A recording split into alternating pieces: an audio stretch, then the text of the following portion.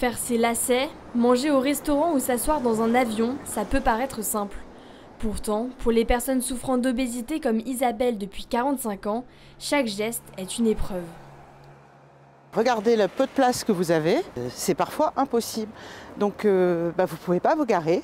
Donc vous faites une fois le tour, deux fois le tour, trois fois le tour, et puis vous repartez. Fin 2023, Isabelle faisait 140 kilos. Aujourd'hui, elle en a perdu environ 45. Une perte de poids qui n'était pourtant pas le premier objectif de Tina, son enseignante en activité physique adaptée.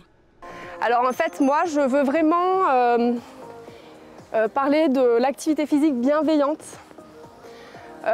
et que les personnes prennent du plaisir et renouent avec des sensations positives avec leur corps et reprennent confiance en elles en fait. 3, 2, 1.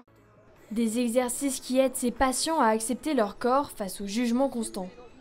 Vous passez votre vie à être humilié en permanence. Donc, alors quand vous avez un certain âge, comme c'est le mien aujourd'hui, c'est plus facile. Mais quand vous êtes jeune, c'est beaucoup plus compliqué. Et puis vous êtes stigmatisé pour votre apparence. Plusieurs causes peuvent être à l'origine de cette maladie. Pour Isabelle, c'est un mauvais diagnostic médical lorsqu'elle avait 14 ans.